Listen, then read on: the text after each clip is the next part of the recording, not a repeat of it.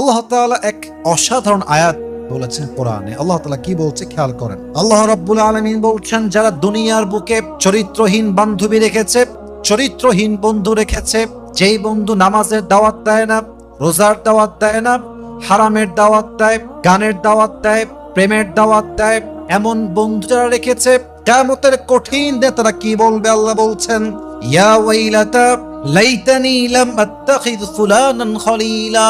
ওই মেয়েটা, ওই যুবকটা কিয়ামতের দিনে চিল্লিয়ে চিল্লিয়ে আওয়াজ করে বলবে, আল্লাহ আফসোস আফসোস, যদি অমক বন্ধুকে আমি আমার বন্ধু না বানাইতাম, যদি অমক মেয়েকে আমি আমার বান্ধবী না বানাইতাম, যদি অমক যুবককে, অমক ভাইকে আমি আমার বন্ধু না মনে করতাম, আজকে আমার জাহান্নামটা অবধারিত হতো না।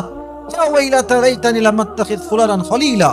আফসোস করবে যে ইসরে, যদি সেই যুবকটা আমার বন্ধু না হতো, ইসরে যদি সেই মেয়েটা আমার বান্ধবী না হতো, আজকে আমার বেহাল দশা হতো না। অতএব বন্ধু চুজ করার ক্ষেত্রে ভেরি অ্যালার্ট। চরিত্রহীন কোন নারীকে আমার বান্ধবী বানাতে পারি না, ঠিক কিনা বলেন?